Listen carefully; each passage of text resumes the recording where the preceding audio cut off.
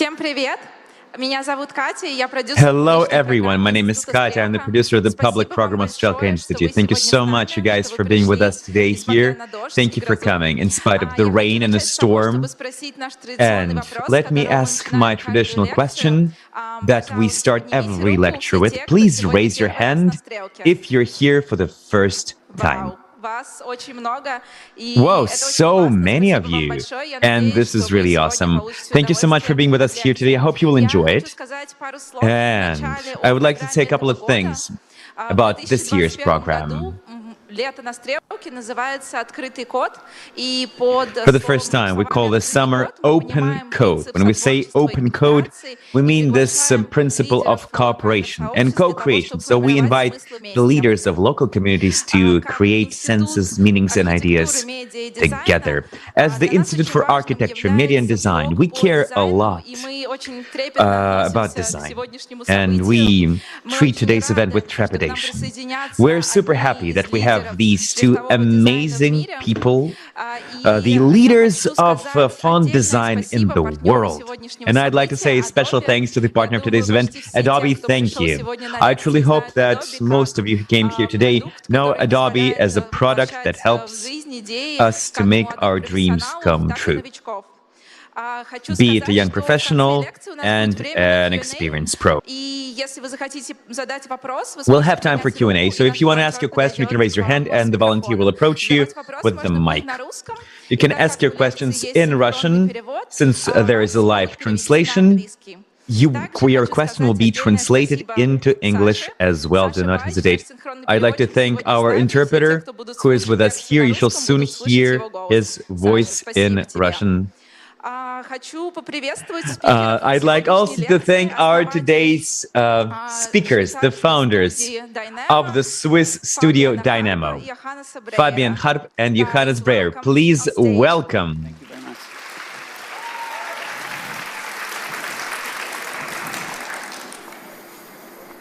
Thanks.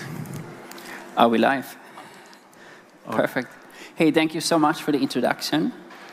Thanks so much for having us here at Strelka, and thank you everybody to come out here tonight. I am Fabian, and this is Johannes of Dinamo, or Dynamo, you can say however you want. And we are here to tell us a little bit about the way that we work and projects that we did and things that we are interested in at the moment at the studio. The lecture is called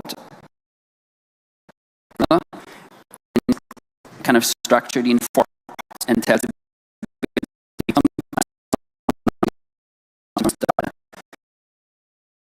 13 when we started, and chapter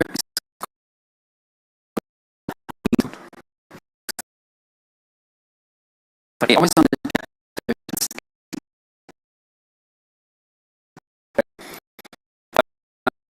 and tell you about the history of us. Dinamo started between really Johannes and I sometime in 2012 when we were invited to design a project, a graphic design project together, and somehow, I don't know, the project taking a bit of a different time turn and contents not coming in on time, we started to more work on a typeface actually than on the graphic design for the project. And like slowly from there, Dinamo became a unit somehow doing typeface design, occasionally graphic design, but mostly typeface design.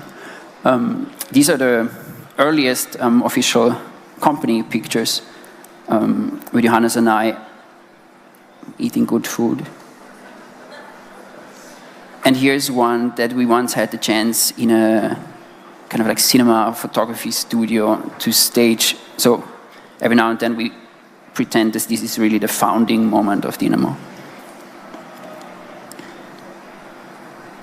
Oh, I jumped the effect, right? Yeah. Should I take over? Yeah. Yeah, so in terms of lecture structure, we're going to freestyle a little bit and maybe kind of add to what the other person is saying. kind of like maybe fitting to the kind of the dialogue that we have in the studio as well. I think one theme that kind of runs through most of our work, or maybe is motivating us, is kind of working with or against technology and kind of production methods. And maybe it's important to say, or maybe kind of a complex that we're still dealing with, is that we both not trained type designers, so we didn't go to like a type design class or school that had a type design focus, and we kind of approach a lot of things, maybe for that reason also through a kind of a graphic design angle or a tool and tool makers kind of angle. And here we see a project in the back which we collaborated on with the architecture studio Air for the Holland Festival in Amsterdam. And the idea was to kind of 3D print kind of furniture or kind of pieces like benches that would carry messages that deal with the housing shortage in Amsterdam. And that was kind of a project that I think combines a lot of things that we're interested in, like it has the constraints of the production method, the 3D printing of concrete, and how our lettering that you can see on the top left kind of has to react to the way these benches are being produced. And what we're excited about is that the fonts that we're making, we feel they kind of live a bit in a kind of a sweet spot of having an artistic aesthetic expression, but also having a kind of the technology behind it. And fonts for us like live exactly in the middle, and I think that's something that we're quite excited about. Here just a couple of more impressions from the project. Exciting, of course, to also work like digitally, but having that turned into like a tangible, and in that case very heavy object. They were laid out in kind of in the style of a floor plan, and it was nice to also see how, you know, families would kind of inhabit these kind of little rooms and kind of reclaim the space. Related to that, and in maybe very similar way, also variable fonts, which I think we're going to talk more about today and also in the workshop tomorrow. Variable fonts are kind of similar to the project I just showed. So a variable font basically packages a kind of a transition into one big, you would maybe say like a design space. So here, for instance, a variable font is a very simple shape animation going from one state to the other. Actually like a font file eventually, not really a video file. But in the studio we talk a lot about the storyline somehow that the variable font can kind of travel along. So like the way you know from growth, like in maybe in nature or other kind of material. I think that's what we take a lot of inspiration from. And here in the middle, for instance, you can see maybe the space that we're most interested in, like something that kind of happens between two axes, or like 2 points on one axis that we define, and then maybe defining these in an interesting way, so that the thing that kind of comes out in the middle is maybe something we didn't calculate with, or be also surprised by. Just a couple of more variable fonts. There's an illegal variable font in the top left. On the right, also like a variable font dealing with different positions of bubbles and weight in the background. And on the top right, maybe I can start that again.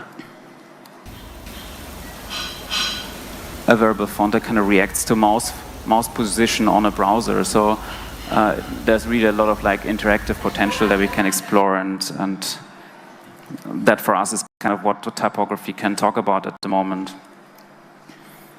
Then these like experiments can also turn into more serious projects. Like here we see White and White Ink Trap, kind of a very big project that used also variable technology to look at the old, how you call it, like ink traps, the idea of ink traps as a little corner cut into like a letter to kind of absorb ink when printing newsletters and newspapers. And we kind of thought that maybe nowadays with the variable technology, these ink traps can also be controlled by the designer. So that's kind of how the project White came about. Yeah, this is super nice. A lot of the previous examples are more like experiments or things that somehow we do at the studio more internally and for ourselves, finding out and somehow understanding what is possible.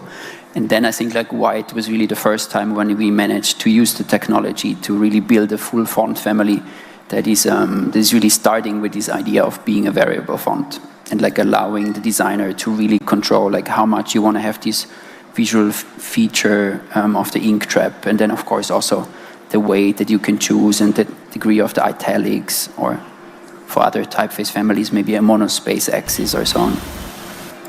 But as you can see here also in the left character, the ampersand, working in this way also means that you don't only work in one static state of the font, but you it's more like working on a whole animation, like everything has to be smooth along the transition of the letters. So we worked on this project with Erkin Karamemet, and I think it really took him a couple of months more to make just the animations kind of smooth and well working, and to kind of reward him for his stress. We made a little meme for him, kind of describing his mental state before and after working with variable ink traps. So. Perfect. The next it's just the next part. The next project that we want to show is Arizona, a variable typeface family that is designed by our team member Elias Hanzer. And it's basically, I think, the second font family in our library that really was starting already with the idea of being a variable font. And it's, in our opinion, really bending the genre to a different place where we were quite proud already with white to somehow use the technology. But with Arizona, Elias really went like one step further. Effect. Great effect first. Then some holiday pictures. We're going to talk about this a bit later on, but sometime in 2018, we had the chance to take the whole Dinamo team to a small retreat to the Lago di Como in Italy, and somehow just like hang out together, because as we said before, somehow our practices started like really like small, and somehow Johannes and I started to work together, and then other people joined us for projects. Erkin was our very first intern when we didn't really have a studio ourselves, and somehow like over time with different kinds of projects and the foundry growing, also the team grew, but of course like most of the people were in different places and not seeing each other all the time in real life. And we had this chance to take everybody out for a week or 10 days, just basically just having a good time. But Elias actually used the time a little bit better than most other of us, and started the Arizona project, thinking about what other axes than what we previously explored already could be interesting for a variable font.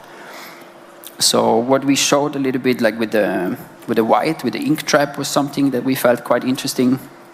Mono I mentioned. I think this we did first time for Monument Grotesque.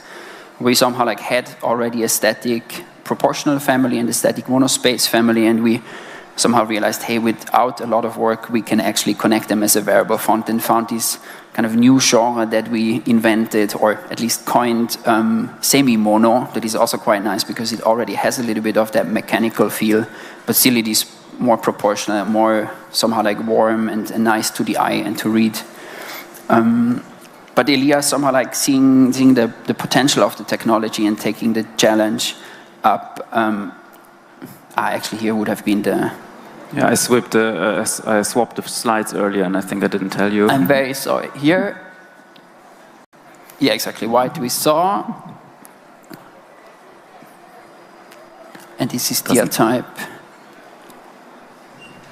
Exactly. Here you can see the proportional one sliding into the monospace.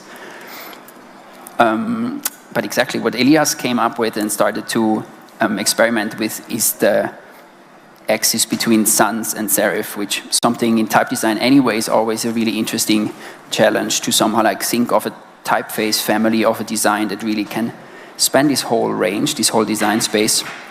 But as a variable font, of course, this goes even further, because the transition in between the two extremes, you also have to somehow design. So I think this was probably a very quick, very first test.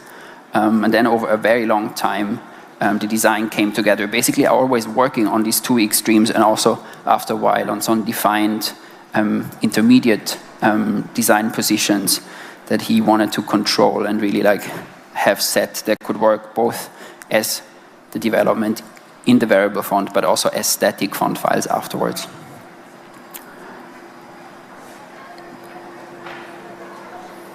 Here you can see a little bit also, of course, sliding into the italics, weights. So it's a challenge here as well for the designer to not only pay attention to one style, but really imagine also it working as a whole, like kind of ideally maybe all the genres, the styles kind of fit together aesthetically, but also work as their own kind of subfamily. So you're kind of masterminding almost like 5 projects at the same time.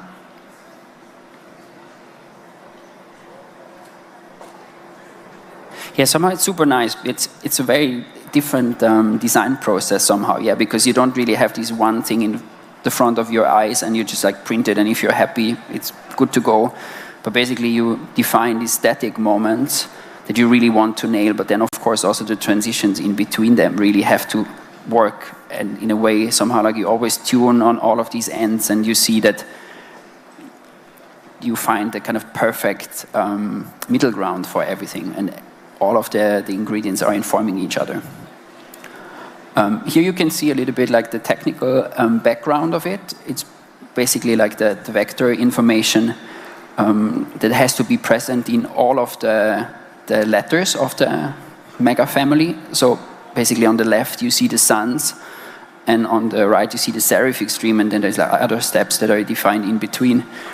But they all are really constructed in the same way that you can see that, for example, there's like the same information, the same amount of points and handles, that really the animation can smoothly work between them, that everything is informed by the two extremes, or the more masters how the transitions are happening.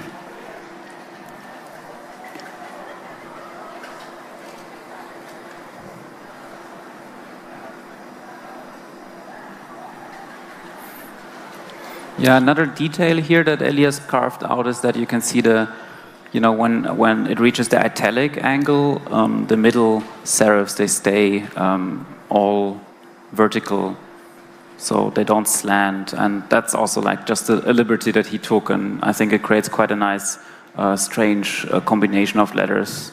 So you can see the Y kind of shifting and the F staying up straight, and that is kind of fresh, I think.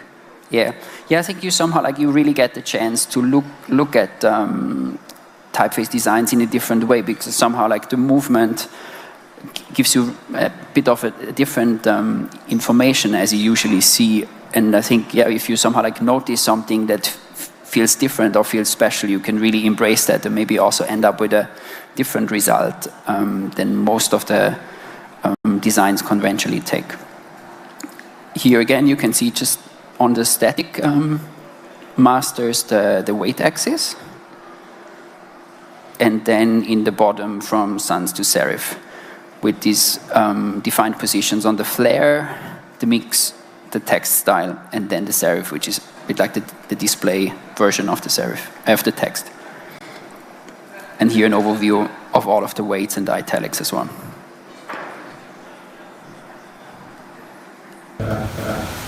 Here's like a shot from just our studio in Berlin. So later we're going to talk more about it, but Fabian is in Basel in Switzerland. I'm in Berlin here with some of the team, and we share the studio with a lot of other designers and friends. Here we see Dan on the right and Vanessa on the left, and this is kind of the proofing process at the moment. As we work on digital fonts nowadays, we use a lot of digital proofing methods, like on the iPad, and looking how the type will perform on screen. But at the same time, we also print out everything and go over it in kind of with pen and kind of written comments, and then we kind of keep everything in like folders, like you can see here on the left. And yeah, just looking at this photo earlier, we kind of noticed that our friend Dan always good to have a lot of people commenting on your work, and then we noticed that he kind of looks like Jan Tschichold, the type designer and graphic designer. And he also, like, Elias came to the studio like for a lot of over many months really, and kind of trying to crack the system really and make it all work. And I think he kind of came to the conclusion that it works out eventually. Just a quick kind of thing that we also do is that we work with designers on projects, and that's really like a super important extension also for us to test our ideas or even use typefaces before they get released, or like typefaces that we're still working on. So for instance here, we were approached by Collins, that's a design agency from the States, and they kind of asked us if we want to kind of work with them on a musical kind of identity for the San Francisco Symphony. And we kind of pitched back that maybe we could use Arizona because it had this variable kind of potential built into it already, and that was kind of like the dream project because on one hand, I think Collins really created a framework for us to really try and experiment a lot of things, and it was kind of the perfect context also for like a moving typeface. So the idea here was to create a flexible identity that can adapt, and also kind of a big part of the project was building a tool for them that they could use to work with this custom version of Arizona that we created. So that's also a thing that we do, or a thing that's needed in a way that we produce a typeface and then someone else needs to work with the typeface. So we made this interface and kind of built in a bunch of rules, and then the designers in-house at the symphony can kind of make posters with it, or play with different arrangements. And also there was always the discussion, of course, with the agency, like how many things should be possible, can we still kind of restrict it in a way so that the design doesn't fall apart once it's handed over. So yeah. So a different variable, so we're going to talk a lot about variable fonts, obviously. A different variable font project is called Gravity, which we kind of semi-published a month ago, designed by Rob from our team. He joined us like 3 years ago, or maybe a bit more by now, coming from Australia and working with me in Berlin. And I think often our work works in a way that we kind of try to react on things that we did also previously or things that we didn't do yet. So he was really interested in kind of filling this gap of maybe doing something with widths. So like Elias did this whole serif monster, sans to serif, and then Rob thought maybe I can explore the width axes, and maybe I limit myself and I'm just going to use one weight. So he kind of started out with something like that. So that was kind of his vision, to have something, have a typeface that goes from very, very, very narrow to very, very, very wide. That was kind of his design space. And yeah, at the end of the process, there was something like a typeface family consisting of 12 different styles, and it goes from XXXX compressed to wide, and everything in between. So it's kind of, again, kind of very expansive. Here just showing you a bunch of proofing sheets or part of the process. Again, each font needs its own way of kind of illustrating the design while you work on it. So here was very important to control the transition into the different widths. So we made a lot of sheets like PDFs that kind of looked like that, and then in the team you can see we kind of make little notes and comment, and then we all make notes on top of each other, and then the poor designer gets them all. And then also you have some, maybe like byproducts, which is something we can explore later, like a Gravity bubble outline version. Then again, you look at also like individual styles and see that they perform well. So here maybe the question, how big are the quote marks? Are certain parts maybe too dark? Yeah, I think for this typeface also it's really special that there's so many markers in between the basically spanning the spectrum, because the design really changes quite drastically. So all of the really condensed and compressed styles, they have like these super vertical long moments, and to have the transition also feel smoothly and to not kind of feel a bit like robotic and technical. This one really has a lot of these defined in-between steps. So also, of course, the proofing therefore really grew quite a bit, and you look at all of them individually as well to feel good when you use them in static applications. Different overview. I mean, these overviews in themselves, I think, are quite a nice kind of piece of graphic design in a way. So it makes us, being graphic designers in a way, that's really enjoyable just to look at a sheet like this. You can see at the bottom, for instance, the comment here was that the weight, like, it wasn't heavy enough compared to the rest. So context is very important. You always look at the whole sheet and see if something falls out. Yeah, the nice thing, again, it being variable, you can kind of seamlessly, does it move? Yeah, you can contract and expand kind of without limit. And here, like, just a bunch of styles that are kind of within that space. Different styles mixed. That's somehow how we hope it will be used. Yeah, with this one, we also thought it would be very nice to maybe like borrow a little bit from the Symfony project and maybe allow that there is like functions that you could activate on button clicks, for example, with the justification, that somehow you wouldn't justify one and the same width of the typeface, but actually like maybe you could always like grow the line to the max by actually using the very type width that just fills up the space perfectly. This kind of like playing also with typesetting conventions that the technology would allow for.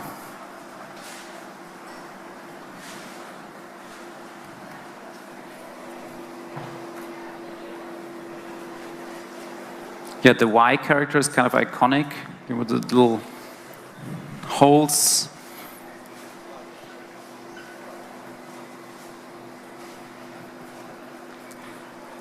And I think also in the process, it's always a thing that we kind of have like maybe like either have additional characters that we want to include in the font because we kind of can't make a decision, or maybe don't feel like we have to.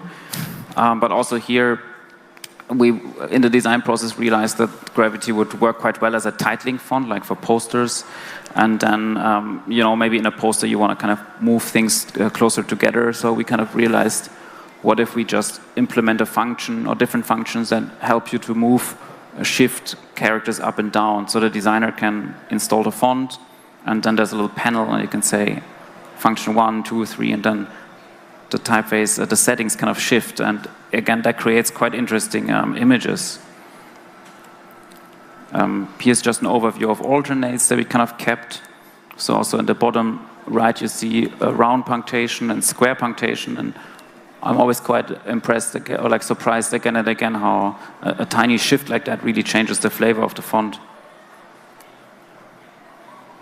Yeah, and here you can see how the different settings allow you to modify the position of characters and then squeeze everything tighter together to like a really dense block, so it's perfect for a title or poster.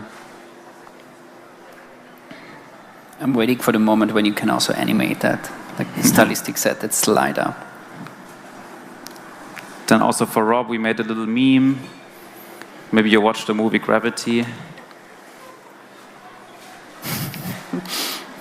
Yeah, and we we brought this. Often, like, we accompany a release with a piece of hardware, like something that you can touch. And yeah, this somehow started a little bit when we really did more and more only type design. In the beginning, Dinamo was also doing graphic design every now and then. You would end up with a poster or a book or something. And when we went more into really just purely doing type design, we sometimes just like excused a release to, I don't know, do something physical to complement the just very digital. So that's important to stay fit. Exactly. And for this one, it was super nice. The guys from Matter graphic design studio based in Stuttgart in Germany.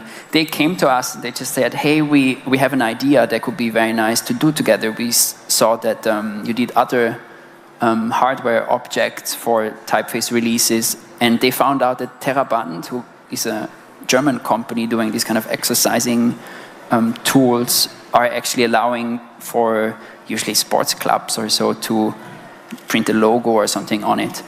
And it's not terribly expensive, you just have to order a lot at one time. Maybe we can shoot it in the audience, no? Exactly, Careful together with them.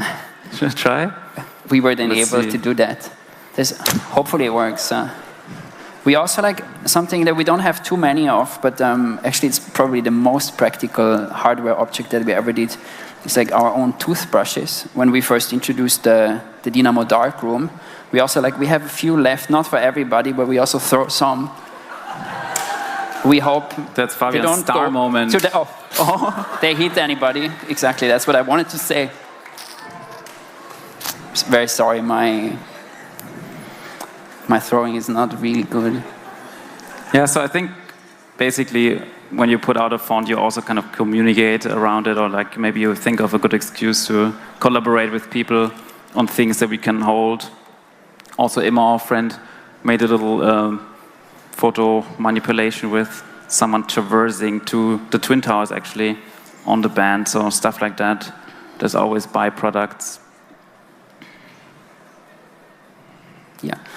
Then the third chapter is a bit again about the story, the history of Dinamo, and also how the company developed over time, and we somehow became more aware and a bit better of in what we do. Basically, looking back, we structure Dinamo a little bit into two phases so far, like pre-2017, where we also we did graphic design, or we went out, or I had a kid already at some point, and there was really just a lot of things somehow going on next to each other, and it was constant juggle of somehow just, I don't know, doing whatever is possible and feels most exciting or somehow doable.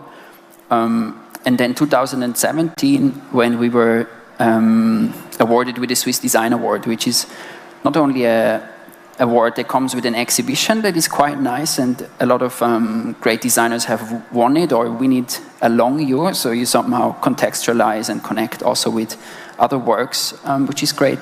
But it also comes with quite a good prize money, and it really allowed us to say that we want to start Dinamo as a proper company and make a limited liability structure, and really focus on just doing Dinamo and not to, I don't know, do some graphic design jobs to pay the bills on the side at night and over the weekends and stuff.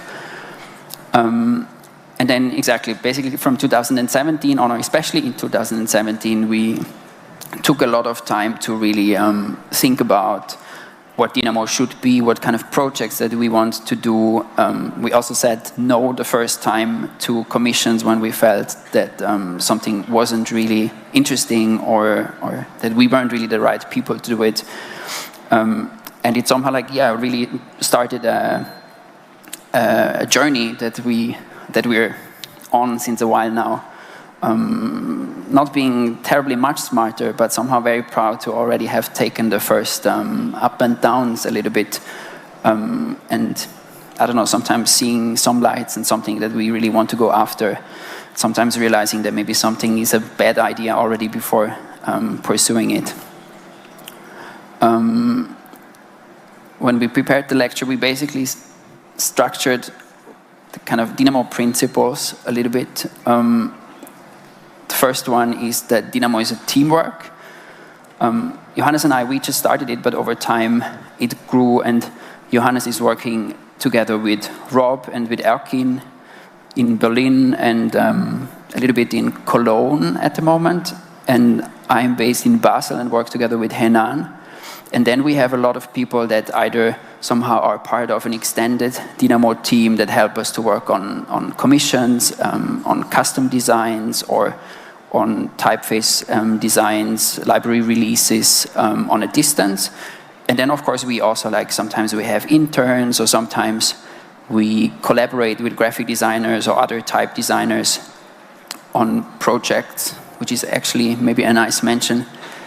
Lisa, who worked with us on extending Favorit to Cyrillic, I think is here somewhere tonight. So maybe she can Please show your face later. raise a hand if she is here. Yeah, no? It'll happen. We have to find her later. And yeah, this is super nice that somehow like Dinamo was able over time to somehow like be a place where also other people somehow became part of and shape with us and somehow like take it into the future. Oh yeah, the animation, of course. Then the second one is we make and we publish fonts. Very straightforward, quite clear. This is a small peek into the Dinamo Dropbox, into the published, exported typeface files. I think maybe there's like one or two that It's a bit are outdated not yet in, that are basically finished already, but I don't know, there's maybe some 15, 18 typefaces that we officially published so far, finished so far. Then point 3 is we make and publish tools.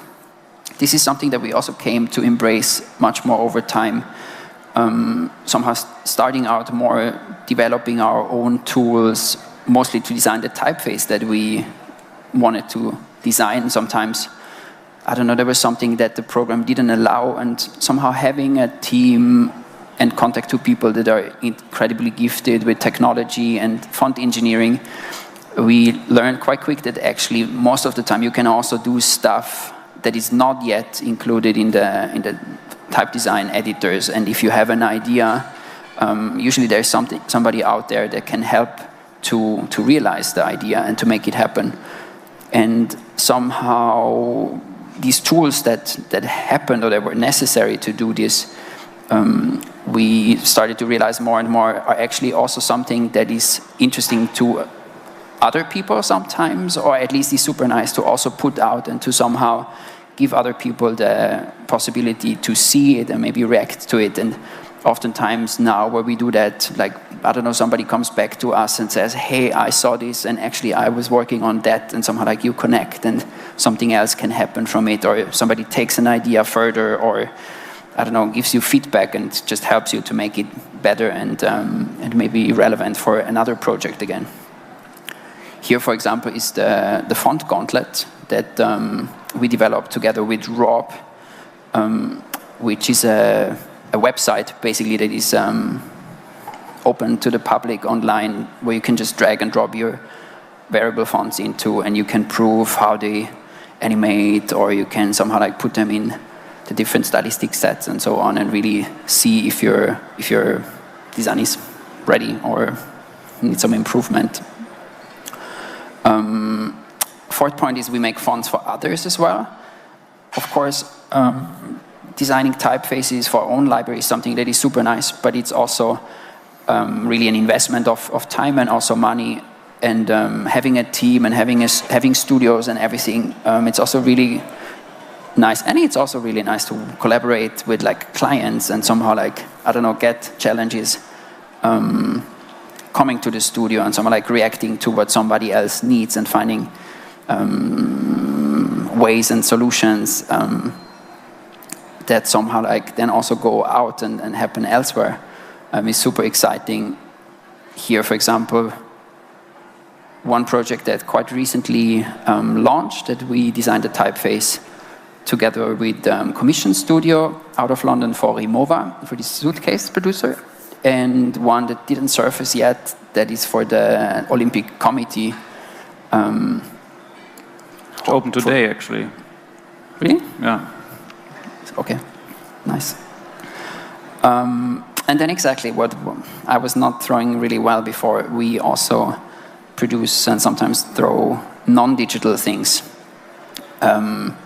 This, most of the time, we somehow connect to the typeface releases that we do, but sometimes also it's just like something that we feel excited about, that we see that is possible, or collaborate with other people.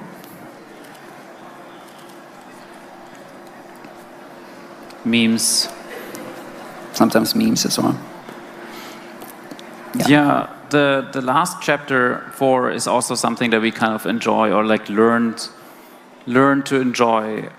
Is kind of, you know, the whole business side of running a type foundry, and also everything you do, and like, you know, of course leaves a trace, and you also collect experiences, and your intuition gets better, and we also know that a lot of people don't really have insight into how a foundry works, just like ourselves. So we kind of had to figure out a lot, or we also asked a lot of other more experienced people for their opinion, and then we thought maybe it's nice to share this a little bit more openly also in a lecture like this one that will be recorded and stay forever in the internet. So just a bunch of facts. So Dinamo acts also as a distributor. Like, we make fonts, most of them are our own, but we also distribute other people's fonts, like Fabian said. And then we act a bit like a gallery. So that means that if we sell a font, we keep 50%, and the artist who designed the font receives the other 50%. So it's half-half.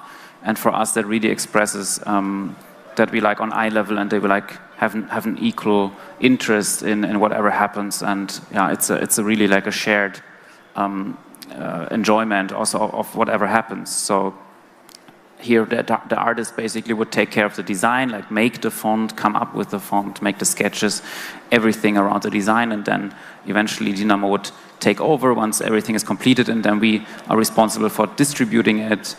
You know, everything legal that could maybe happen. Also things, of course, at the beginning we didn't do anything legally, but now we would like maybe register a trademark every now and then, stuff like that. And then marketing, for the lack of a better word, we basically make sure that hopefully people see the font and can sell the font. So that's kind of our half of the work. And then if you're a designer in our publishing house, we prepare a royalty report. So every quarter the designer gets a royalty report and kind of sees whatever we sold, and then gets the royalties paid. And Vanessa is taking care of that together with Rea. So that's a really important part of our business. And also in the following slides, we kind of maybe for the first time really did like a lot of number crunching, or like Rea and Vanessa did it for us. And that's kind of just a new lens that we are starting to appreciate. Also maybe not something that we want to be navigated by too much, but it's just interesting to measure your gut feeling, maybe your kind of what you thought is happening against what's actually happening. So Rea and Vanessa, they take all the data, whatever, from our website and kind of give us a bit of overview every now and then. And this is something that we're sharing today with you. And we're going to try to provide a bit of a voiceover. So Dinamo as a business works like that. So 88% of what we make is from selling fonts, which is super humbling, I think, for us to realize. But basically our whole business is funded by selling typefaces. Not only selling typefaces, but also basically investing in making the typefaces in the first place. But that's, I think, our business. Then 11% come from making projects or offering our services to people, like making a custom font, maybe making a logo, making a piece of graphic design, or helping with maybe consulting. So that's like 11%. And then the two lower positions, like the hardware stuff that is really enjoyable to do, and also the teaching and lectures like tonight, which we really think is very important for us, and also for us always a nice moment to meet. In the first place, on these trips, they together contribute 1% to the revenue.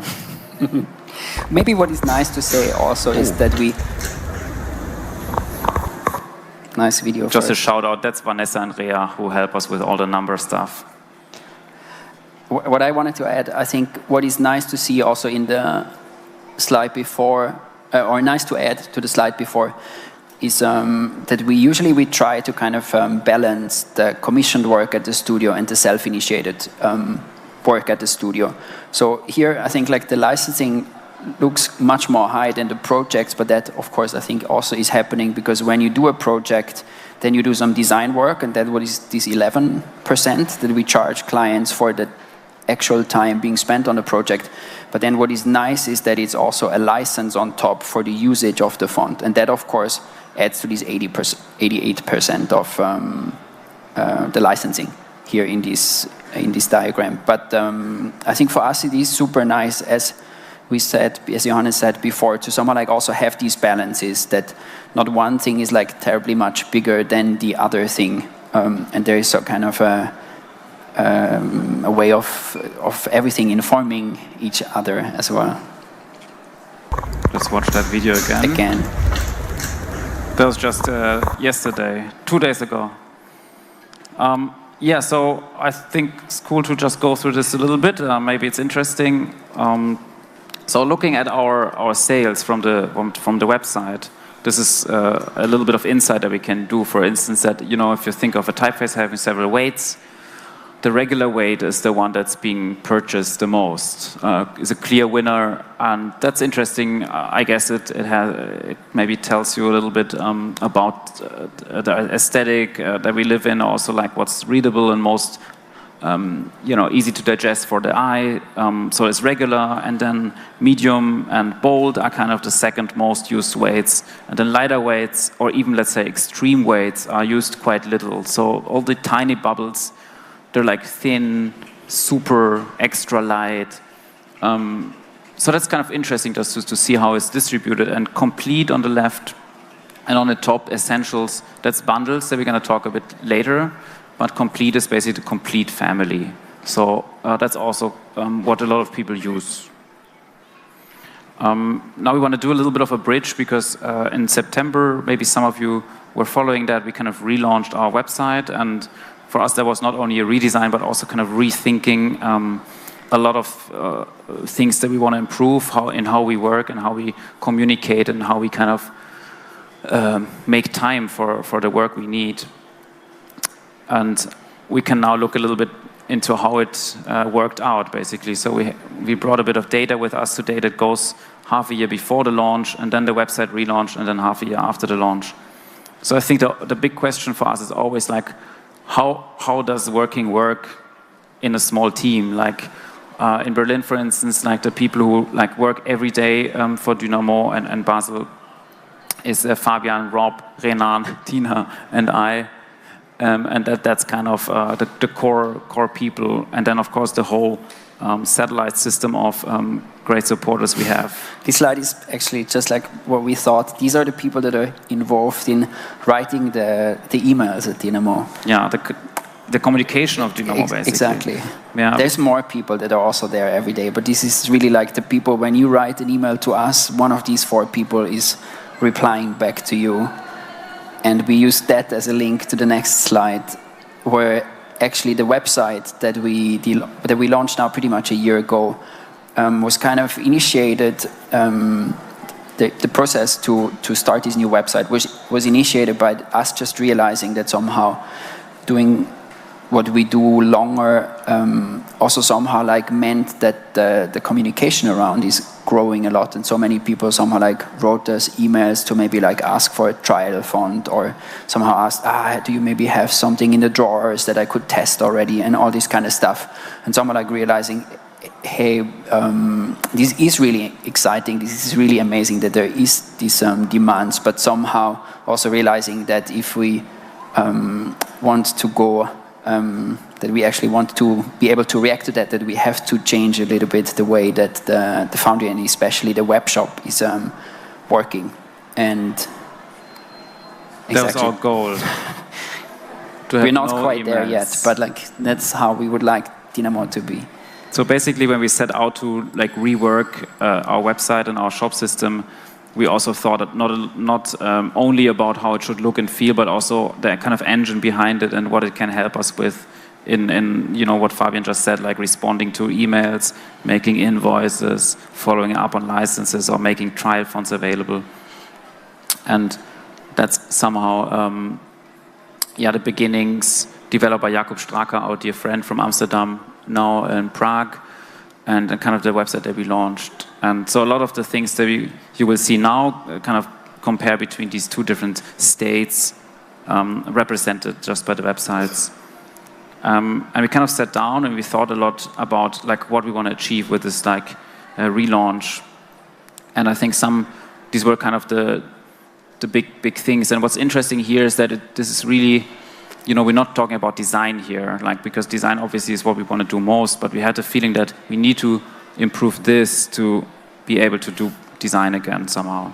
So we were thinking, in general, we want to fix or like improve and simplify how licensing fonts in general works. So this we're going to talk about in a moment. Then how the whole shop kind of ties together, how we make invoices. That was kind of a very big important topic. Pain at some point, because we did a lot of manual invoices. It was kind of chaotic. Then how we can maybe offer add-ons. Then we have all these typefaces that are maybe like betas or like sketches. They're not properly released, but we want to share them with people. So how do we get them to the people? Like, do we always zip everything and send them email? That kind of didn't feel very smart. And also trials, like how can people test our fonts? And then all that, the question is always like, how do you bring different things that you think about in a good balance? So we can say that, for instance, before reworking everything, it was going quite well for us, so there wasn't really a lot to complain financially. But not only the financial part is what's important, also maybe how it feels to go to the office. So this is the interesting times, interesting typeface triangle, and similar to here, how you have to balance or make a decision between making money, making beauty, or making sense. Also, we had to kind of pick either 1, 2, or 3, or 0. Maybe it wasn't an option. So we want to talk a bit about licensing fonts. I don't know, I guess most of you have maybe bought a font. Maybe in Russia it also works a bit different than it does in Europe, but I could imagine that it's quite similar. So in general, I think buying fonts is very complicated, and we always had this feeling, maybe having worked as designers, but also on the Foundry side later on, that it's not a very pleasant conversation. So we had the feeling that this is something we want to change, and we also did on Instagram a bit of a survey. So we asked our followers a couple of questions that, in order to kind of get a feeling for how, like if our intuition kind of matches what they feel as well. So the first question was really, how do you find the common process of licensing typefaces? And we cut it down from 1,000 response, but here basically 730 replied that they find licensing typefaces really difficult, and 270 said they find it easy. Then a follow-up question was, do you often feel like you license a typeface correctly? Like you're leaving the shop and you have the feeling, okay, I did this right. And here was kind of the similar balance. So 710 people said, no, I don't have the feeling that I licensed something correctly. And 290 had the feeling that yes. And in the last question, that was very specific to web. I mean, the web is really important, even more now than 10 years ago. And here was even more dramatic. So the question was, do you feel comfortable around the terms, the terminology used around licensing web fonts, traffics, views, and clicks? Like, does that feel, does it ring a bell? And then almost 8 out of 10, or like 790 people out of 1,000 said that they don't feel comfortable around that. And that already gave us really the affirmation somehow that we want to simplify that, because if getting the tool that you want to use feels so unpleasant, that's somehow not how it should be. So we had a couple of conclusions. First one, that no one really understands what's going on, including us. Second one, big companies pay less, relatively less, for typeface than small institutions. That's a bit of an attitude observation, but that's another thing that we kind of were bothered by. And then we wanted to make buying fonts simple, designers, because we feel like the designers are like our friends, like we're in the same boat. So if buying our fonts is tough for them, that's kind of not fair or not right. And then we want to make fonts more affordable to students. Yeah, these are just 2 diagrams that we also made when we launched the website, and of course somehow wrote a little bit about all of the thinking behind the changes that we introduced with the launch. One of them somehow like just trying to make it like really simple and hopefully also very easy to understand and hopefully agree how we feel that the company size should really be a relevant factor in what a license costs. Because what we realized, if it goes more by seat, which is quite a common convention in the world of licensing typefaces, that you basically just say, I want to license this typeface for like 5 computer stations. But not only, I think the world is somehow changing and everybody has a laptop, and you maybe also install a typeface on an iPad or on a, I don't know, other device as well. And out of the sudden the question comes, okay, is this now an additional station that you also have to license for or not? But also just for very big companies, we felt it's a bit too easy to say, hey, our design teams are really small, or the actual people that worked on one specific project is very small, and to get away with licensing fees that are maybe in the end the same amount of money as if a recent graduate would make a print portfolio for applying for jobs. And in a way, I think a big company usually makes much more money than a small company, and somehow that also should reflect on what the typeface should cost for them, and because it also reflects in what the typeface creates in visibility and in value for them. Yeah, basically the second one is showing a little bit how it also connects together, where basically like the designs are happening and then they go out, the designer use them, put them into the project, and actually create something that then is of value or creates value to the commissioner, and that somehow by paying the license should come back to the designers and enable us or whoever else is designing typefaces to design new typefaces. Because otherwise, if that doesn't come back, there's also a stop to it, and at some point nobody will be able to design new typefaces anymore, the designers won't be able to use typefaces anymore, and you kind of like break with that and you just end up with, I don't know, staying on the spot and somehow like not progressing further. Exactly, this is a little bit of an overview again. I don't know where we stole this from, but basically just like as one example how most of the time you are licensing typefaces from Type Foundry, somehow like saying so many stations, so many web clicks, or so many unique visitors, or all this kind of stuff that we somehow over the years started to receive more and more emails because, I don't know, people use different analytic tools and have different information, and then the website asks for something that actually their analytics tool is maybe not providing them with, and so on. And on the right, what we came up with after thinking about it for quite some time, where basically you just come in, you say, what do you want to use the typeface for? Is it a print project, a web project, maybe an app or social media? Another option that you then have in our new shop is that basically you as a designer can select and set up a license, but then actually you can send that shopping bag to your client, and the client can directly check it out, which we also feel is something very nice, because many times it's quite untransparent or difficult also for clients to understand what is the price and the value of typefaces in the projects that are happening for them.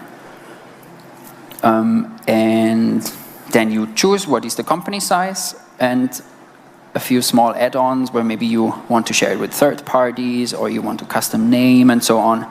And then with like a couple of clicks, you really like through the shop and you pay and you take the fonts home. And we feel everybody's time is somehow put in much better use. Like people hopefully are not left with a lot of question marks, like not really knowing what they buy, how they buy, what they should have bought, and we also don't end up writing a lot of emails somehow explaining or trying to translate web clicks into unique visitors or anything like that. This all said, a few more diagrams. Basically, like the yellow mark is really the benchmark when the new website launched. So we try to have like half a year before and half a year after to just see a little bit and maybe prove or reflect a little bit upon how these changes that we introduced with the new website somehow influenced the business of Dinamo. So the first one here is the development of the licensing types. Here something, anyway, I think somehow doing this for more and more time, more and more people know about it, and usually hopefully, usually it somehow goes up a little bit. But somehow with the website, we really saw that making it so much more easy and so much more understandable, actually people were also really, I think, happy or excited with that, and bought more fonts with us, maybe instead of going somewhere else where it felt better for them to buy typefaces instead. The second one is something that also the website before was basically just selling single typeface style. So you would just click regular and it would be price X, and if you wanted italic, it would be price X times 2. We didn't think of discounts or anything like that. And with the new website, we really explored that much more, and somehow also learning from the data that Ria and Vanessa provided to us, somehow realizing, for example, a lot of people buying much less italics than uprights to actually offer the italics at the better price, because it really is the secondary style that people use as a highlight in upright typesetting and so on. Also that the graphs really nicely reflect and prove to us that once we started to offer, we cannot see the mouse, of course. Once we started to offer the packages, people didn't buy so much individual styles anymore, but actually really recognized that the packages are better for them, and that increased the sales. So out of the sudden, maybe somebody that thought, okay, if upright and italic is double the price, I don't want to have italics, but maybe once the italics were only half of the price, they actually thought it is valuable enough for them to also get the italics. That one is kind of the most therapeutic one, I think, for Fabian and I, because this one deals with how many manual invoices we wrote before the website, and having now integrated all our accounting into the website, how much the website would take off that, and kind of us not really having to do this anymore, like, you know, opening InDesign, making an invoice, sending it to the client. This is now really possible through the site, and I think for us, I think we might live a little bit longer now. Yeah, so you can see here before the relaunch, we were writing a lot of manual invoices, so that doesn't mean that we make a lot of money, but it means that something specific has to be mentioned on the invoice, or there's a tiny discount or something like that, or maybe a special combination of styles that each time would mean we would have to make a manual invoice. So there was a lot of them, and then with the relaunch, you can really see that the online shop is now taking care of almost everything. And that is really great, because we can notice already that we kind of spend more time talking, discussing, and really just dealing with design stuff instead of accounting things. Or writing emails. Or writing emails. That's also maybe interesting in terms of just also where design is going, or how our audience is shifting, or like general, like the behavior of people. Here you can see that what Fabian, it kind of reflects what Fabian said earlier, that the purple line being people buying individual fonts, you know, single fonts, and then everything else is like bundles. So more people buy bundles, and some even buy complete families. So you can see that here in the first quarter, more people bought complete families than individual styles. So that's kind of, I think it made Rea really happy, who you know, came up with this whole system. Also here for you as designers, this is a little bit how the usage is split. So most people purchase still a print font or a desktop font, closely followed by people who buy both desktop and web. So maybe it means it's a project that lives both offline and online. And then a bunch of people, like much less, buy desktop, web, and social media. And then again, less people, you know, work on these projects that are like all encompassing, like working on desktop, web, social media, and app. But that's kind of maybe also our audience works a bit less in the mobile app area. So that's also the smallest type of sale that we make. Yeah, no, I just wanted to add, I think it's also just nice because before we didn't have any discounts, and for example now if you buy web and print at the same time, you get an additional discount for buying 2 licenses at the same time. I think this is a little bit as the example with the italic, something that we realized that is really stimulating and actually something people appreciate and probably makes their lives easier or better, being able to license and offer that again further to their clients. Okay, 10 more slides. A bit more. But okay, here I think that made us really happy to see. You know, we said in our conclusion that we wanted to support like small and mid-sized businesses, and we can see that the orange line here is the type of business that buys most. So, and that's small companies. So it's really nice to see that. I think the new system speaks to, you know, small businesses, not so much to the big businesses. I think that's something we wanted, and that feels really nice to us.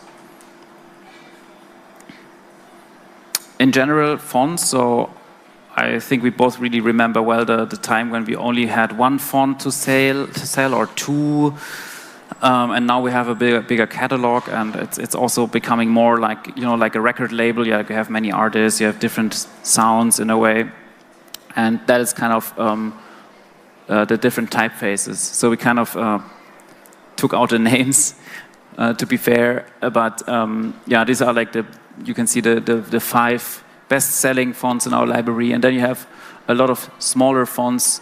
And it's important to note also that the fonts that here have the biggest share are also the ones that we have the longest. So maybe that speaks about establishing a typeface or like a design kind of trickling through into the people's conscious, or maybe waiting for the right project to use. So these tiny projects on the top, they might, you know, hopefully also take a bigger share. They're all quite young and fresh. Here, a little bit abstract maybe, but it's a bit about the launch date of a typeface and how it develops its kind of sales journey. So you can see a typeface here, the orange one, has a kind of a slow start. It's also more experimental font. And then you have the blue one, which has kind of a skyrocket start and then a big crash right after, so not sure. Yeah, maybe this is a try to learn something from data that is not saying really something. Yeah, data doesn't always, or at least I think maybe it's not our biggest talent to understand what's happening. And then they have the purple one, which is kind of consistent, also quite old, so you see it's much higher, and so on. And then you have Arizona, which is kind of had hopefully a very nice, healthy thing. Okay, couple more slides. So we made it much easier also to get trials, trial fonts. In the early days, we would send trials only if you would send us an email, and then we would send the trials back, which is kind of nice because it also established a bit of a conversation. But now it's also a lot of emails. A lot of emails, and then we now made it much easier. There's a button, you can like register and then download the trial, and that has been really consistent and very strong. I think like 5 days ago, we had a 2-day-long server crash, and you can see here that it really affects the trial download, so the distribution of our work in a way. So that's maybe something we would take a bit more serious now, maybe pay the bills. Still, it was nice to see that the impact is so big. Yeah, big impact, something like that. That's an interesting one. You can see here the difference with our retail library is that we also have an early access library. That means these typefaces have to be requested. So that's for us a way to make sure that the typefaces are being used kind of in the right context or by the right people who have good intentions, or maybe write us a little email. So there's this simple kind of way. I'm going to replay it quickly. So you go to the website, and then at some point you kind of face the log, and then you can write us like a short message, not too complicated, but you can basically just say what you want to use the typeface for.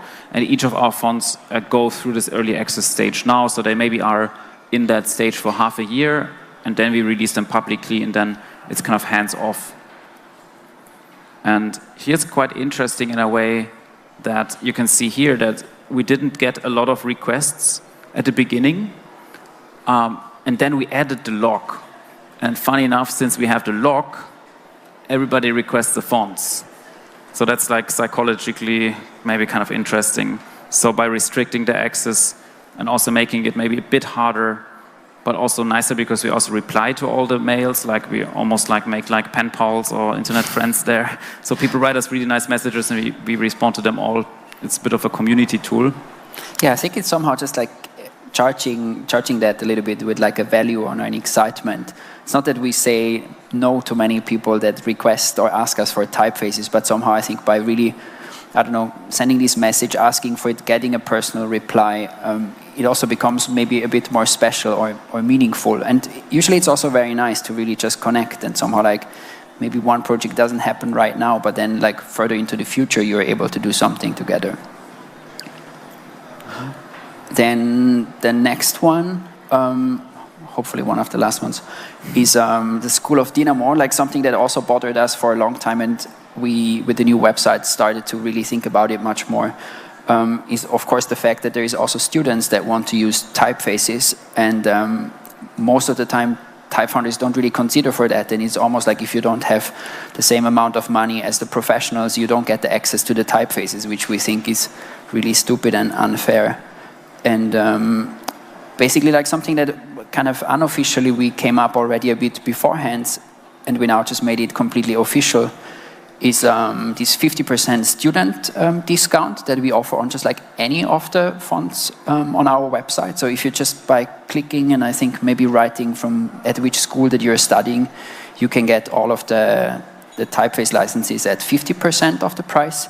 And also an experiment that Johannes and I started really just with the typefaces that the two of us together designed is a Dinamo student package, which contains 9 complete font families so far, and hopefully we will be able to make more typefaces in the future and the packaging can grow.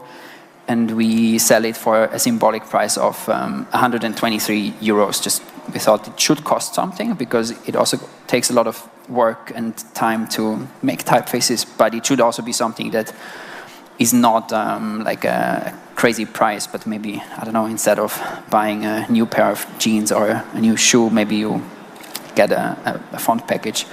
And then are allowed to really use it on all of your student projects and also the self-initiated projects. The nice thing with that is that we also, with the licensing system where we try to have much more the end clients actually paying for the typefaces, don't have to fear so much that we lose a lot of money with this, and that actually clients don't license the typefaces anymore because the students already have them.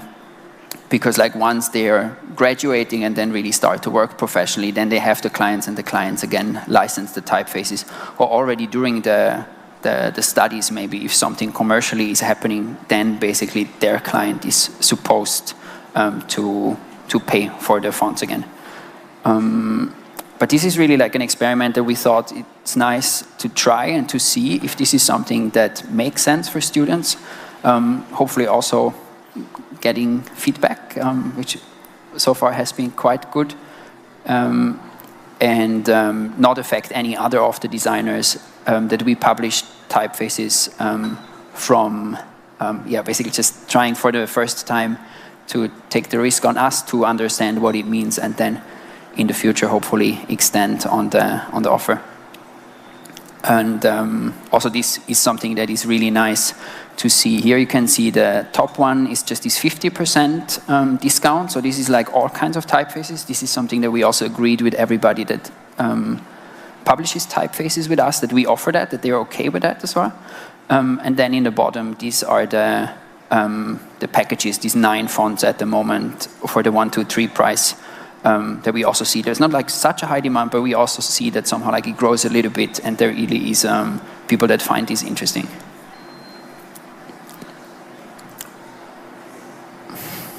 Last part of the lecture. That's maybe the really unofficial 5th chapter. Do we have to stop? No. A little bit. We go fast. Okay, just quickly, last thing, because we said initially Dinamo is a teamwork, so it was important for us to kind of represent the team better. I think it's kind of a disgrace nowadays that often, like, you know, people who contribute to a project aren't credited properly, and that's just bad practice and not healthy for anybody. And so we thought it would be important to really try to picture and kind of, you know, mention everybody who we work with. So we have a really heavy, in terms of megabytes, studio page. If you go to our website, and it kind of shows everybody who we kind of do stuff with. And we work together with a Paris-based rendering studio, Golgotha. who we met during our studies in Amsterdam. And they kind of made these like players for each of our like kind of core team. So here the idea is that they're a bit like office heroes. So you can see them like these like, yeah, heroes, but also like kind of posing next to like office equipment, like printers or like typographic kind of accessories. Yeah, like really celebrating everybody's abilities and contributions. Here you have printers and paper, B projectors. And that was a really nice process, a bit similar to how we work on variable fonts, like to develop a bit of a storyboard for each of these characters, and then Golgotha kind of, producing these really amazing renderings. And yeah, I think that was like a super long process working on all that, and it's nice now, maybe half a year later, to reflect a bit on that. And I think these were kind of the core pillars of everything, and then just it was really nice to, when we launched the website, to be surprised by like a congratulations cake in our studio by Dan and Florian and Saskia and Elias in the back. And we did a big celebration and kind of, yeah, let's see. Basically what's interesting also that the work is never done. So based on a almost like a monthly rhythm, we kind of keep adding to the website and adding features. So also if any of you is missing a function or something, you can always email us. Please. And we try to implement it. So I think that's the last closing slide. No, thanks for listening. Thanks a lot. And sorry to take some time. Thank you so much. And we have time for the Q&A session. So our volunteers will give you the mics. Please raise your hands if you want to ask the question. But I would like to start with one from the broadcasting. It's a very interesting question. And someone asks about variable fonts. What about a font that changes when you move your eyes across the text? How about that? Great. Great idea. Is that even possible? Yeah, I think so. I think you can have the camera filming your reaction. Maybe this has been done already. I think, the question is also how eventually variable fonts are being used. I mean, we use them for our own work as an excuse to play around, I think, but also a large part of applying variable fonts might be like on a system level, like just for software, hardware, or like tablets, just to make very tiny adjustments to type that the user doesn't even notice, like not necessarily in an expressive way, but really just improving maybe the brightness or readability of type. So this could be something like that. Maybe you have someone who can't really read well and the eyes flicker, maybe the screen understands that and adjusts the type accordingly. Please, some questions from the audience. So me? Okay, my question, thank you for the lecture. My question is, how do you charge a company which grows? Like, for example, if one day I'm a 100 employee company, I buy your fonts for €1,000, but like the next year I'm like 1,000 employee company. Do you charge again, or like how do you do in these situations? Yeah, that is a good question. Of course, I think like usually hope it goes the other way around. Not that there's like a company that somehow like starts small and then grows into something bigger. But of course, there is also moments where the opposite happens. So far, we never had anybody coming back, somehow like asking for money back because the company grew smaller. I think in a way, like in the moment where you closed the contract, where you made this agreement that they were willed to pay a certain amount of money for the typefaces, felt right to both sides. We hope that somehow like the later effect also has not happened because of the fonts, and that we don't really like owe them that back really. I don't know. Would be interesting. I think like something that we have on our minds that maybe could be an answer and a way to somehow react to that is that also font licensing would be more of a subscription model.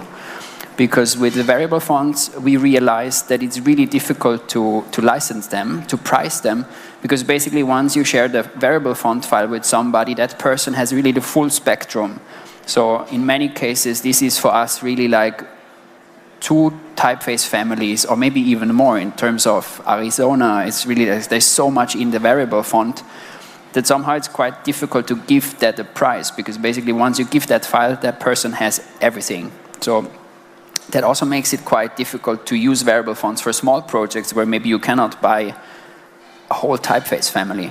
And with subscription licenses, we have the feeling that would be much more easy, because you don't have to share the font files, but they could actually be somehow centralized and hosted, and you just get access to it. And once the person doesn't subscribe anymore, you lose the access, and therefore also the pricing could be much lower.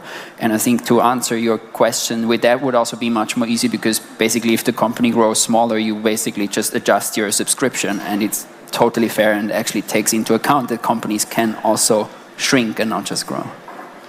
But it's, yeah, hopefully we will reach a point where we are able to offer that. But technically it's quite a challenge, and the investment into infrastructure is quite high to start with it, because you cannot just like half-step it, but like if you want to do it, you have to do it the right way, and it has to be ready from day one, no matter if somebody's interested in it or not. So we hope... Good question, actually. Next time we're here, hopefully we have it. Hi. So I have a question about how to convince the client or a big brand to buy a variable font. As you said, this is very expensive to make. So how to convince them that they need a variable font? Thanks. Yeah, good question. I think, yeah, pricing is one thing where I think at the moment the cost of a variable font is the cost of the whole family. So maybe the conversation would be similar, like you convince the client of buying a whole family. Maybe you could say you have more possibilities to work with that. You have kind of more flexibility, so maybe this is an argument. But I think it's a good question. It's a bit of a maybe hit or miss. It's maybe one of the questions that will define whether variable fonts will actually become a success in the market, you know, like in the bigger market, apart from the experimental niche that we move in at the moment. An idea that we have here is that maybe you don't have to license the whole variable font, but maybe you license access to the variable font, and then you generate individual styles, the ones that you need. Because I don't think you would actually need everything. You maybe want to have access to the toolbox, and then maybe you define a couple of weights or styles that you want to use, and then you buy these. So eventually maybe, again, you would only license 3 styles, but out of a variable font. So that could maybe be an idea.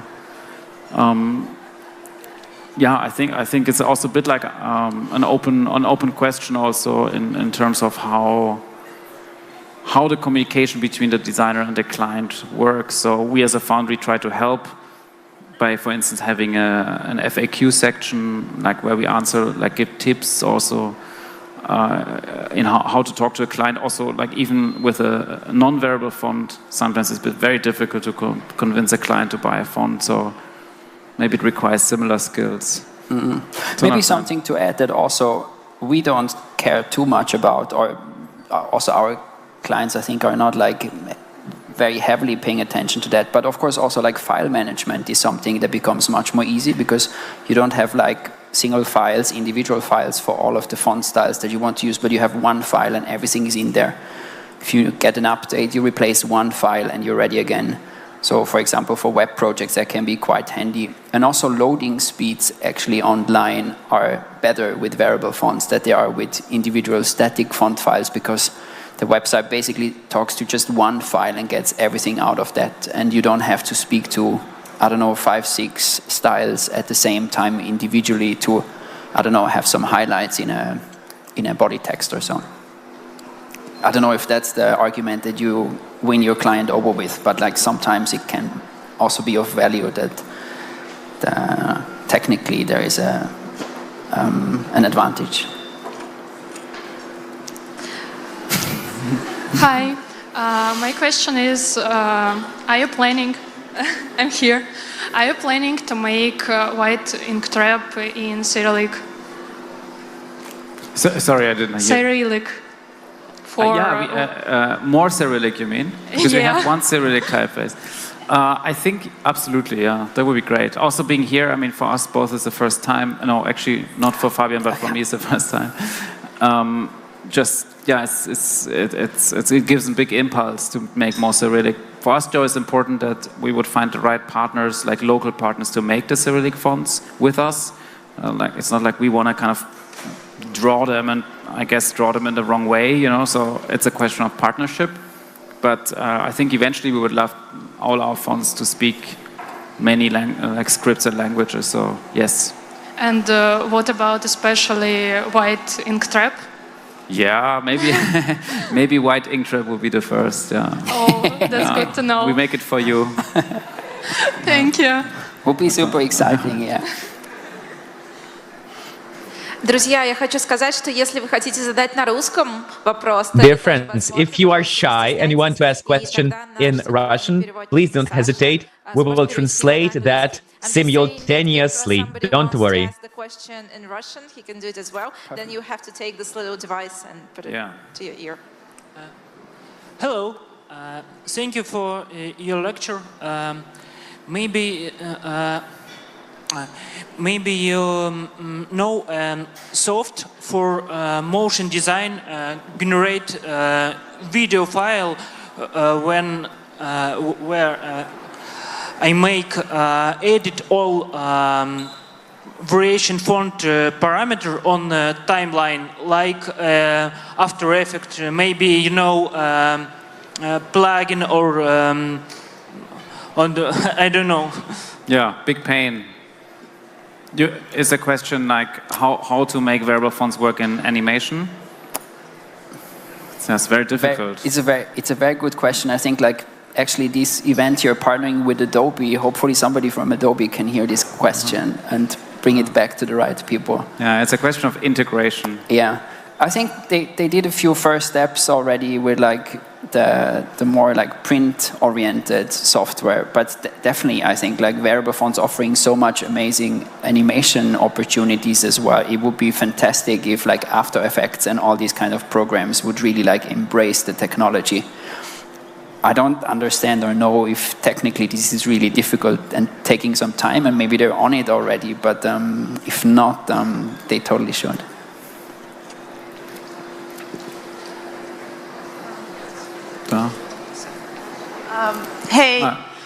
Thank you for the lecture.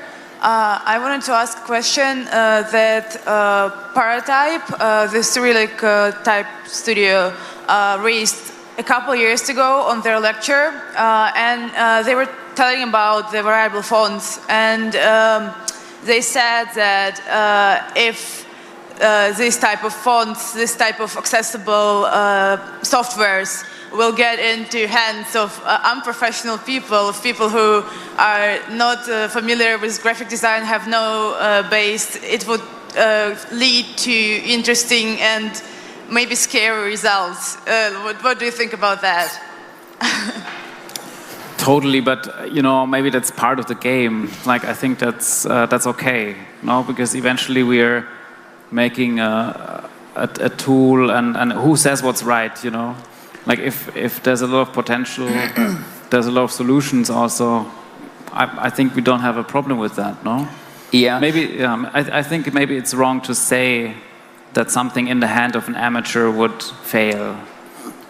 Or the other way around. I think it's somehow just on a purely functional level. I think there's not really something that we would have to be much afraid of, because with the variable fonts, you're still able to define the static moments. So if somebody installs a variable font in InDesign, you can still choose regular, you can still choose light. You don't have to choose and somehow like find the right light as we defined it on the website, and you have no idea if you're a bit too light or a bit too heavy, and if the italics match the uprights and stuff.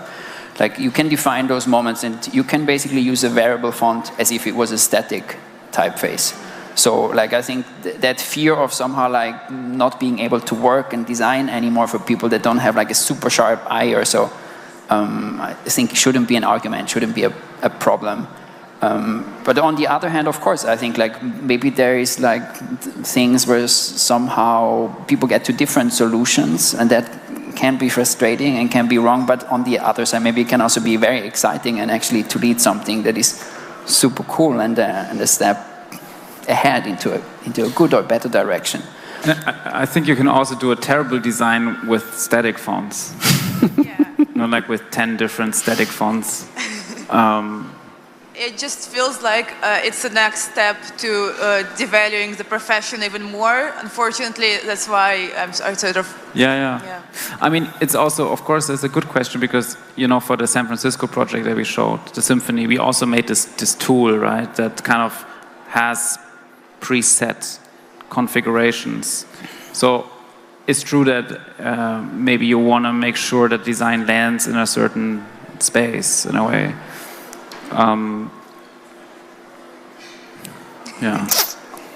Also, sorry, Claudia Domst says hi to you. Thanks. Wow, thank you. Thank you. Thank you. Nice. Thank you. That's nice. Hello, I hope you'll have a good time in Moscow. And I have a question: how much time does it take you to create a new variable font family for your company? Yeah, it's very different. I think maybe Gravity took maybe a year from door to door. Arizona definitely took longer.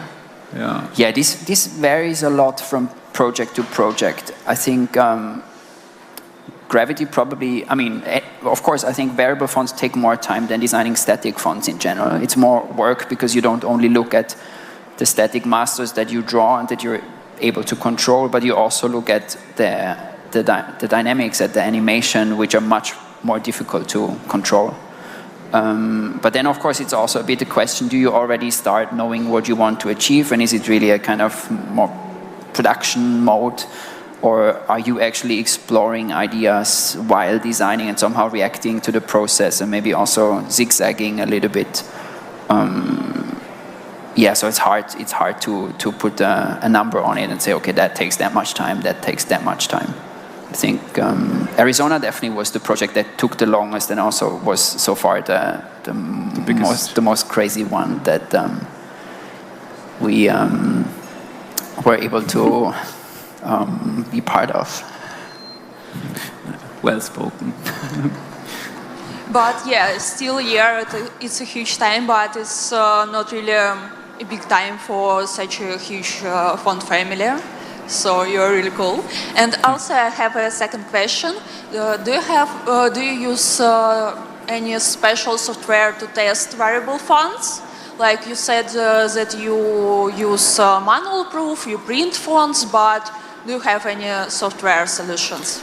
Yeah, we used the website that Rob developed in-house, like the Font Gauntlet. That's kind of our main tool, because it allows you to animate fonts in the browser, and then you can take screenshots and make recordings of it and so on. So the Font Gauntlet is kind of our main tool, next to more traditional tools. Yeah. This is really amazing because you can really use the browser to animate it and to see it in motion. And then when we print it, also sometimes we have a few in-house scripts that you can use to directly export proof sheets from glyphs. And then also for some more difficult, more complex proofing sheets, sometimes we use Drawbot to generate instances between masters of a variable font that you want to look at. But in a way, like most of what we use is publicly available. Like the website is online, everybody can use it that is interested in it. Hopefully also these scripts at some point will be as bulletproof enough that we can also publish them. I would like to ask one more question from our broadcasting, and it is a question from Leo. He says, thank you for the nice presentation. How do you see future trends in type design? There are so many typefaces nowadays, and the market reminds him of the merge of the 80s and 90s. Oh, I was still a baby in the 80s.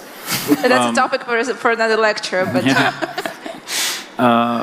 I think what we are seeing already, and we are also part of, is maybe like an explosion in type foundries, like the independent labels, designers, graphic designers making more fonts, publishing them themselves, self-publishing. I think is great to see, and yeah, I think we're part of that as well.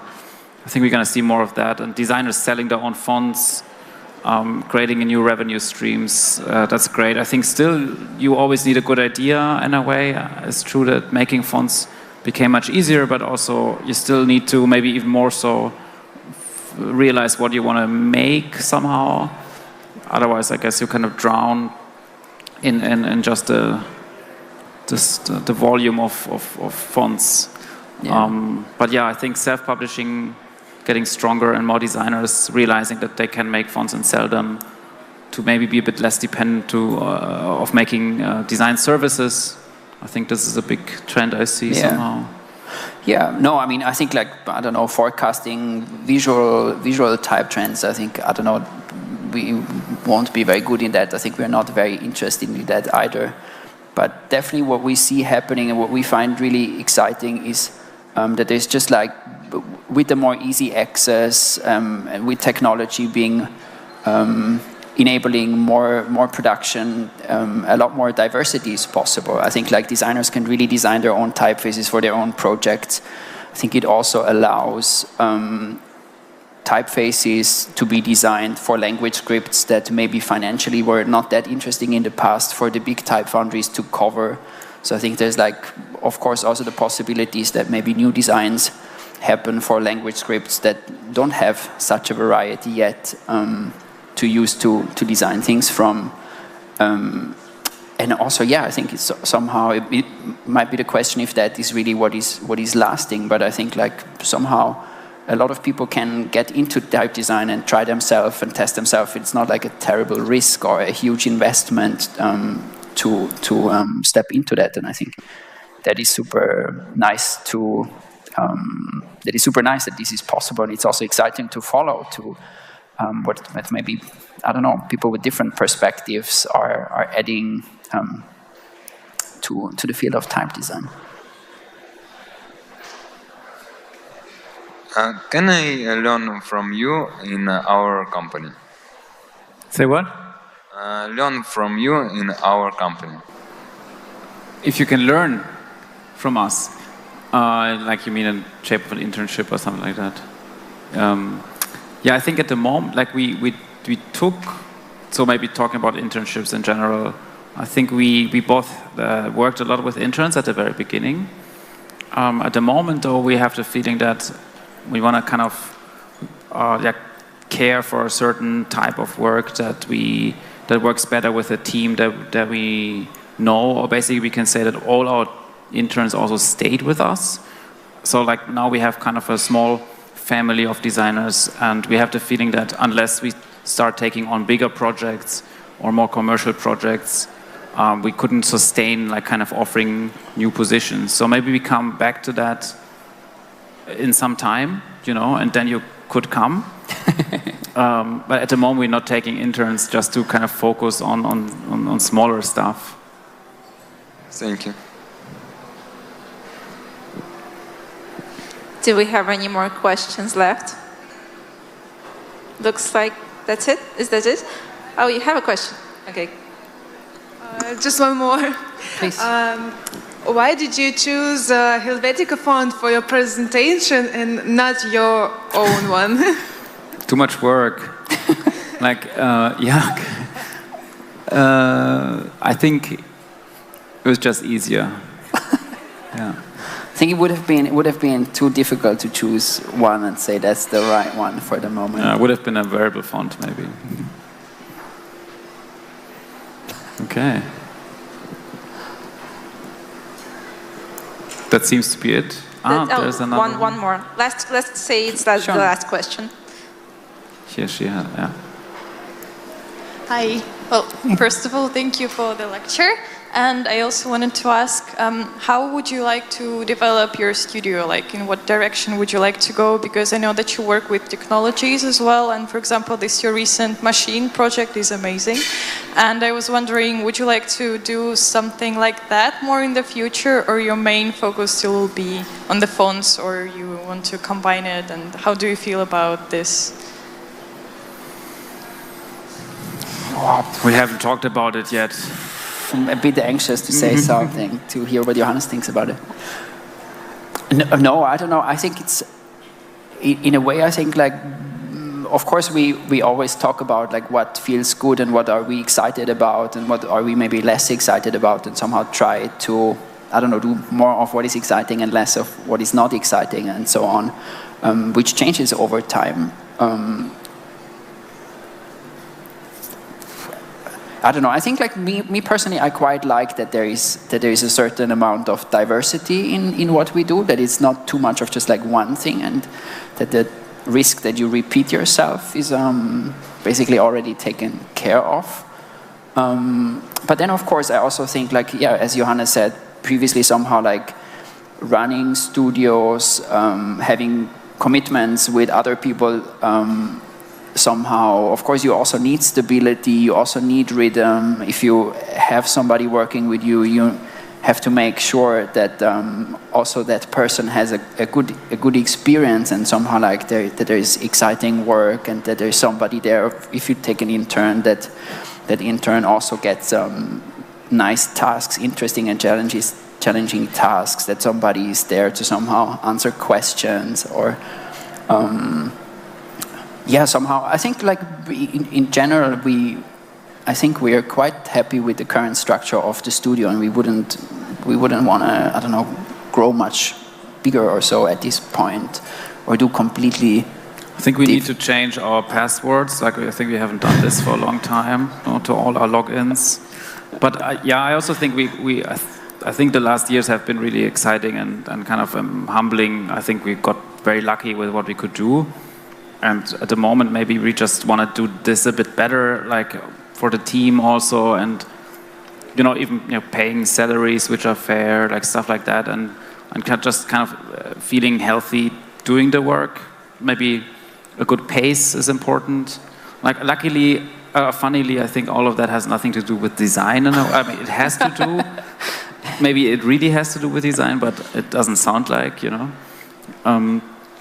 But I think, yeah, in terms of also technology, definitely, maybe even further, like this question earlier with how you license a variable font, can you generate fonts out of variable fonts? I think there's a lot we can do in terms of the interface. And then still maybe going back to, 6 years ago where we had a very small catalog. I think that is not a problem anymore. So now maybe the challenge is keeping that interesting and keeping the designers involved, interested in publishing with us. So it's more like a library management situation now, where you think, okay, you don't want to repeat things you did already. Maybe extending typeface into different languages is a big thing. You don't only work for the European market or English market, but also adding Cyrillic, Arabic, Hebrew, Devanagari, Asian scripts. I mean, there's a crazy amount of stuff you could do. Maybe the question is when and what, so that's kind of the challenge. Does it answer your question? Yeah, I think so. Thank you. And also, as a student, I would like to thank you personally for letting us use your font for our student project recently. Very welcome. Super nice of you. Yes, thank you very much. You're welcome. Thank you very much. Nice to hear. Thank you so much. Thank you for the lecture. It was a great pleasure Thanks to host you. for coming and staying for such a long time.